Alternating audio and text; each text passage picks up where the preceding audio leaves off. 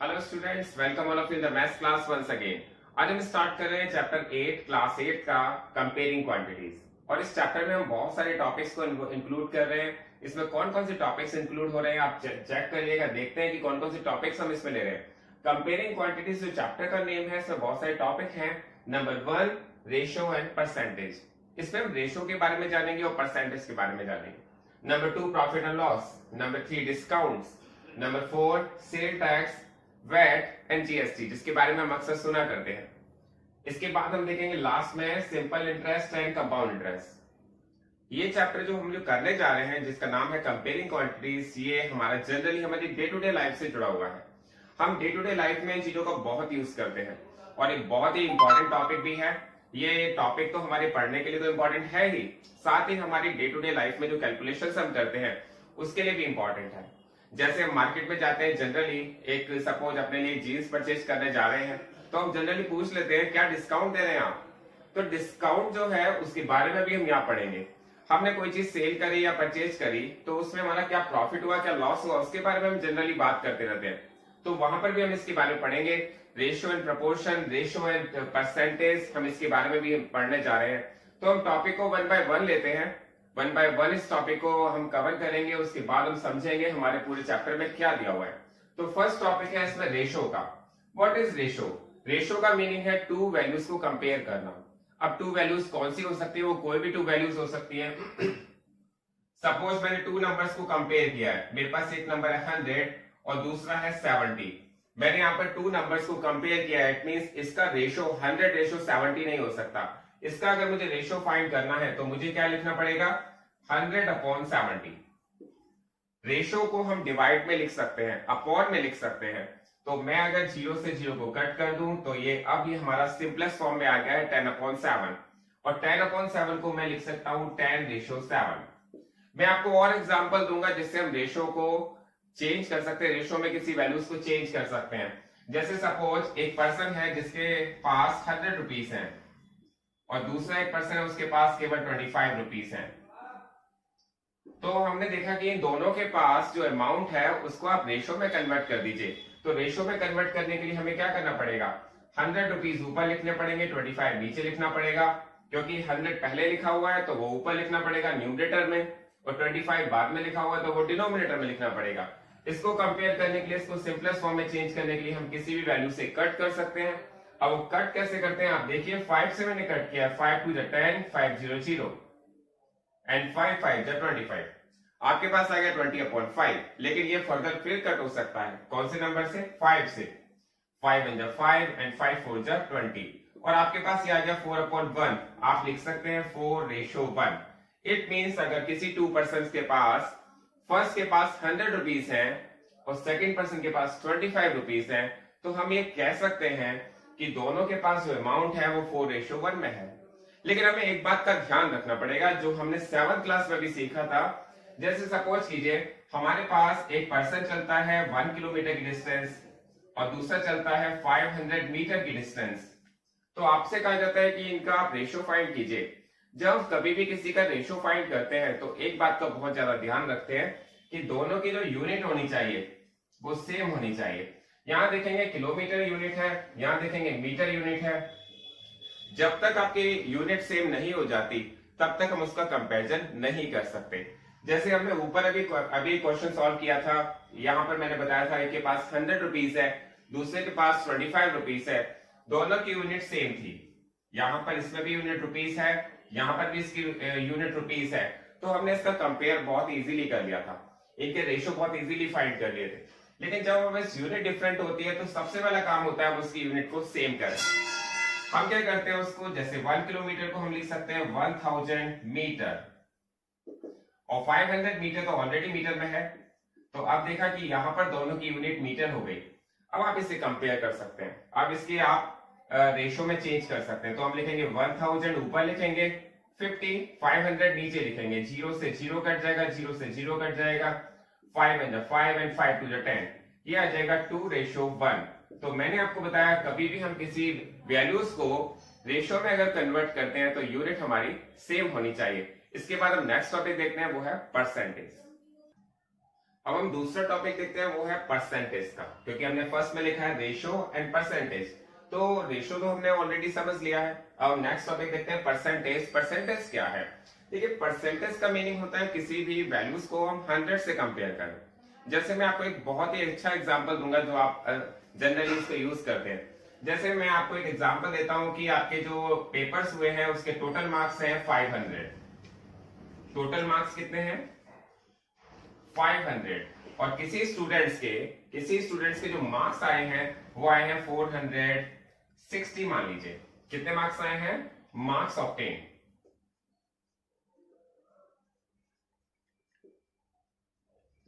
तो आपसे अगर कोई पूछता है कि अगर किसी स्टूडेंट के 500 जो टोटल मार्क्स है उसमें से उसको 460 मार्क्स मिले हैं, अगर कोई उस स्टूडेंट से पूछे how many percentage of marks you get, उसे कितने परसेंटेज ऑफ मार्क्स मिले हैं, तो वो क्या कहेगा?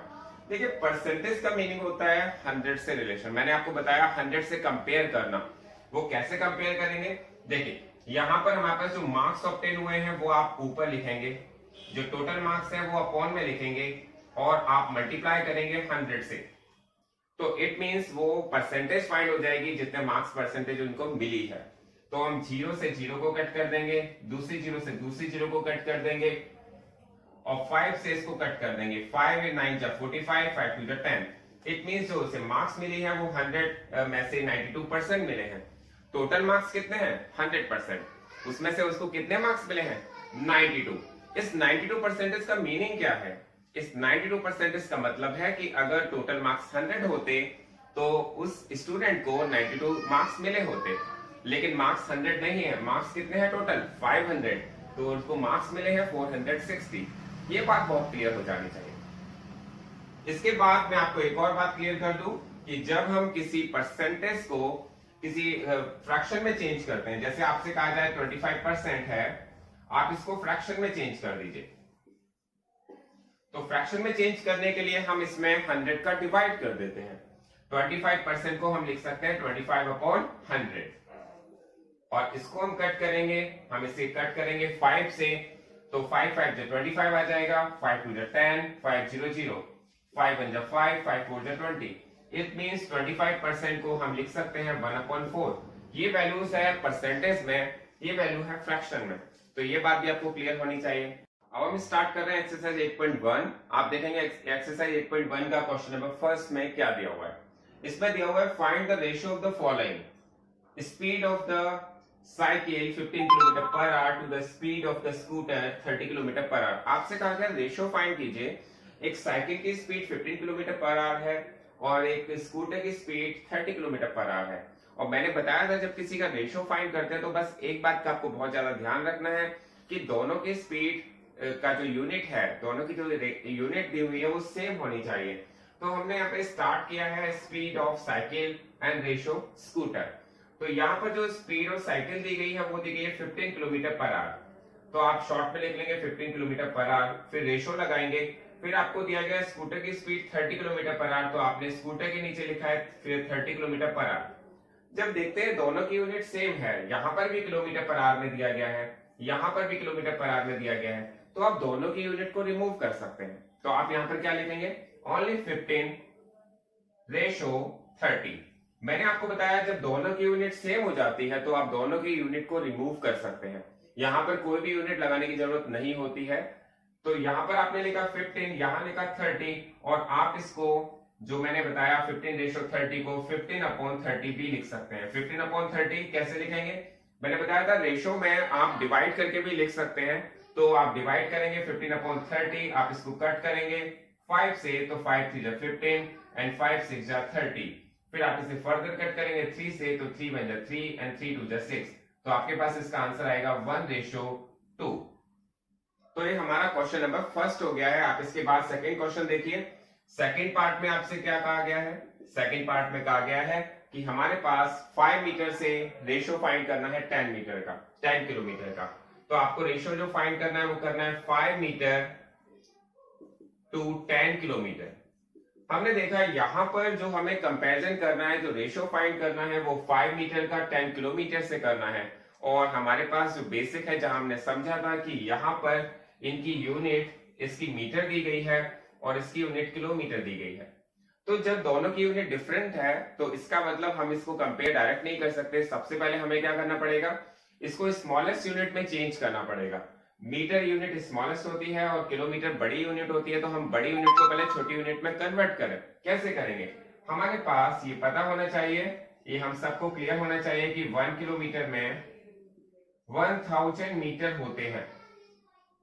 1 किलोमीटर में 1000 मीटर होते हैं, तो इट मींस अगर हम इसको चेंज करेंगे तो हम लिख सकते हैं 5 मीटर रेशो, और 10 किलोमीटर में 10,000 मीटर हो जाएंगे। जब हमारे पास 1 किलोमीटर में 1000 मीटर होंगे तो 10 किलोमीटर में कितने मीटर हो जाने चाहिए, 10,000 मीटर। तो ये आपको बहुत क्लियर हो गया होगा। तो मैंने क्या किया, अब यहां पर यूनिट है मीटर और यहां पर भी यूनिट है मीटर। जब दोनों की यूनिट सेम आ गई तो मैंने उनकी यूनिट्स को रिमूव कर दिया। मैंने आपको बहुत ही क्लियर बताया, कहीं कंफ्यूजन नहीं है। यहाँ पर इसकी यूनिट है मीटर और इसकी भी यूनिट है मीटर, तो मैंने दोनों की यूनिट को रिमूव कर दिया। और जब रिमूव कर दिया तो यहां पर आ गया 5, यहां पर आ गया रेशो 10,000। अब हमें क्या करना पड़ेगा, अब हमें इसका फ्रैक्शन करना पड़ेगा, इसको अपॉन में लिखना पड़ेगा 5/10,000। और देखा तो यहां पर ये वैल्यू दोनों 5 से कट रही है। 5 × 5, 5 × 10, 500, 500, 500। तो आपके पास आ गया है 1/2000। यही इसका आंसर होगा। बहुत ध्यान से आप इसको देखिएगा।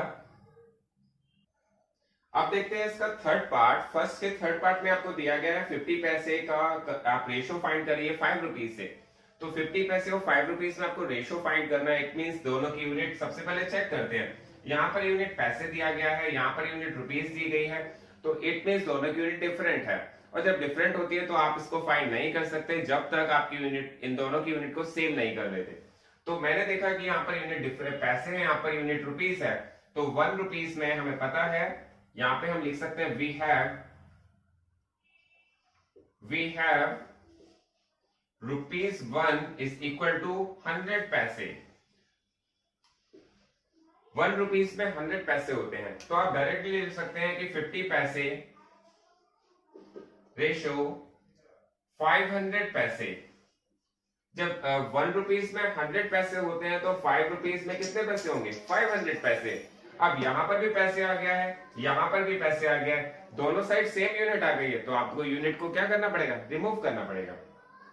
तो आप लिख सकते हैं 50 रेशो 500, और 50 रेशो जो 500 आपने लिखा तो आप क्या लिखेंगे 50/500। और 50/500 को आप कैसे कट करेंगे, सबसे पहले हम 0 से 0 को कट कर देते हैं, फिर उसके बाद हम देखते हैं कि दोनों वैल्यू किससे कट जाएंगे। देखा तो 5 से कट रही है, 5 × 5 और 5 × 10 = 50। तो हमारे पास इसका जो रेशो आ गया है वो आ गया 1:10। बहुत ही सिंपल और बहुत ही इजी क्वेश्चन है, आपको बहुत ही क्लियर हो जाने चाहिए। अब देखते हैं इसका सेकंड क्वेश्चन। सेकंड क्वेश्चन में आपसे कहा गया है convert the following ratios into percentage. आपको ये फॉलोइंग रेशियोज जो दिए गए हैं 3:4 एंड 2:3, इनको आपको परसेंटेज में चेंज करना है। तो हम रेशियो को परसेंटेज में किस तरह से चेंज करते हैं वो हम देखते हैं यहाँ पर। तो यहाँ पर आपके पास जो रेशियो दिया गया 3:4, तो इसका ए पार्ट में आपके पास दिया गया 3:4। मैंने आपको बताया जब भी आपको कोई वैल्यू उस रेशियो में दी जाती है तो आप उसे अपॉन में रख सकते हैं। तो हम यहाँ पर क्या रखेंगे 3:4 को 3/4 रख सकते हैं। और आपको कहा जाए कि इसको परसेंटेज में चेंज कीजिए, तो परसेंटेज में चेंज करने के लिए हमारा एक छोटा सा काम करना पड़ता है। हमें क्या करना पड़ता है, इसमें 100 का मल्टीप्लाई करना पड़ता है। और 100 का मल्टीप्लाई करने के बाद अब आप देखेंगे आप इसको कैसे कट करते हैं। तो यहां पर हो जाएगा 2 × 2 = 4, 2 × 5 = 10, 2 0 0, फिर 2 से कट करेंगे 2 × 1 = 2, 2 2 = 4, 2 5 = 10, 25 3 जा, ये आ जाएगा 75%। इट मींस हमने यहाँ पर 3:4 को परसेंटेज में चेंज कर दिया है। परसेंटेज में चेंज करने के लिए मैंने आपको बहुत ही क्लियर बताया है। सबसे पहले 3:4 को आप 3/4 लिख सकते हैं, और 3/4 को अगर परसेंटेज में चेंज करना चाहते हैं तो आपको यहाँ पर क्या करना पड़ेगा, 100 का मल्टीप्लाई करना पड़ेगा। और 100 का मल्टीप्लाई आपने किया तो यहाँ पर हमने इसको कट किया, और कट करके आपके पास ये क्या आ गया 75%। तो 3:4 and 75% both are the same thing. Next आपके पास क्वेश्चन है 2:3। आपके पास यहाँ पर 2:3 दिया गया है, तो मैंने सबसे पहले से लिखा है 2/3।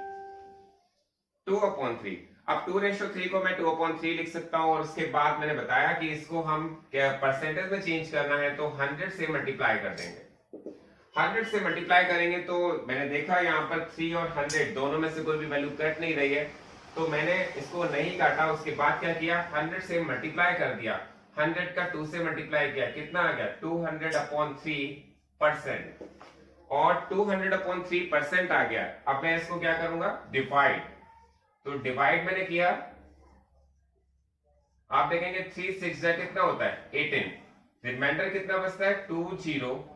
3 6 जा 18, रिमाइंडर आपके पास बचा है 2, तो आप यहां लिख सकते हैं 66 होल 2/3%। तो यह इसका आंसर है, बहुत ही अच्छी तरह से क्लियर हो जाना चाहिए।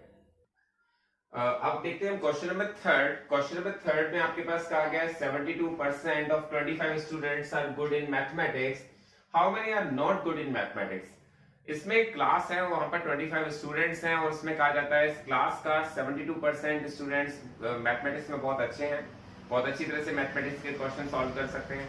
लेकिन कितने स्टूडेंट्स ऐसे हैं जो मैथमेटिक्स में अच्छे नहीं हैं, how many are not good in mathematics. तो यहाँ पर क्वेश्चन में हमारे पास टोटल स्टूडेंट्स दिए गए हैं 25, और जो परसेंटेज ऑफ स्टूडेंट्स है, percentage of students are good in mathematics. Good in mathematics कितने परसेंटेज दी गई है, क्वेश्चन में दिया गया 72% गुड इन मैथमेटिक्स है, तो इट मीन से not good in mathematics, percentage of students not good in mathematics.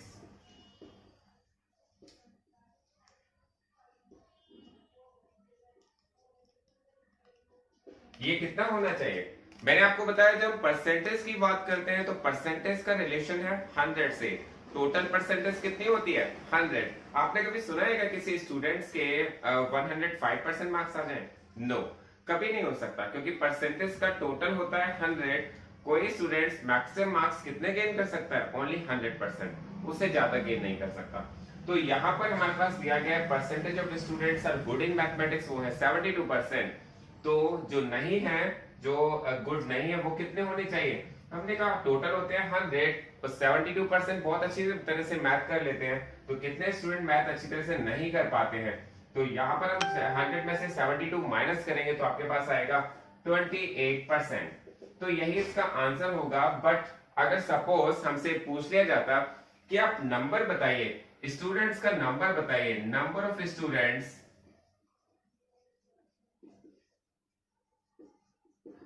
Are not good in maths, तो हम इसको कैसे करते, क्योंकि आंसर जो मैथमेटिक्स एनसीईआरटी में दिया हुआ है वो यही दिया हुआ है 28%, आपका आंसर आ गया है। लेकिन सपोज आपसे पूछ लिया जाए कि number of students are not good in math, आप परसेंटेज में ना कर बता करके नंबर्स में बताइए, तो हम यहाँ पर बताते हैं कि 28% ऑफ 25, क्योंकि टोटल स्टूडेंट्स कितने हैं 25, उसमें से 28% जो मैथमेटिक्स में गुड नहीं है। तो इट मींस आप क्या करते हैं, 28% को आप लिख सकते हैं 28/100, परसेंटेज को हटा के आप अपॉन में 100 लगा सकते हैं, और फिर ऑफ के प्लेस में मल्टीप्लाई और 25, फिर आप इसको कट कर सकते हैं, 5 5 जा 25, 5 2 जा 10, 5 0 0, 5 1 जा 5, 5 4 जा 20, और हम इसे कट करेंगे तो 4 1 जा 4, 4 7 जा 28। अगर आपसे नंबर ऑफ स्टूडेंट्स पूछे जाते हैं तो फिर वो 7 होंगे। तो बहुत ही क्लियर, मैं एक बार दोबारा से इसको क्लियर कर रहा हूं कि आपके पास कहा गया है कि एक क्लास है जिसमें 25 स्टूडेंट्स हैं, उसमें 72% बहुत अच्छी तरह से मैथ कर लेते हैं। तो इसमें कितने स्टूडेंट्स ऐसे हैं जो मैथ्स अच्छी तरह से नहीं कर पाते, तो आपका डायरेक्ट आंसर होना चाहिए, टोटल परसेंटेज होता है 100, 72 बहुत अच्छी तरह से मैथ कर लेते हैं, गुड इन मैथमेटिक्स हैं। तो जो नहीं है good in mathematics, not good in mathematics है, वो कितने परसेंटेज होंगे, 100 में से माइनस करके आप बता देंगे, 100 में से 72 माइनस करेंगे, आपके पास आएगा 28%। लेकिन अगर सपोज इसमें एक क्वेश्चन और ऐड कर दिया जाए, number of students which not good are mathematics, तो आपका आंसर क्या होना चाहिए कि हमारे पास जो मैथमेटिक्स में अच्छे नहीं है वो 28% है, लेकिन कितने स्टूडेंट्स टोटल है 25। तो आप 28% फाइंड करेंगे 25 का, और 28% का मतलब होता है 28/100 मल्टीप्लाई 25, और फिर आप इसको कैलकुलेट करेंगे तो आपके पास आंसर आएगा 7 स्टूडेंट्स। तो एक क्वेश्चन हमारा यहाँ पर कंप्लीट हो जाता है।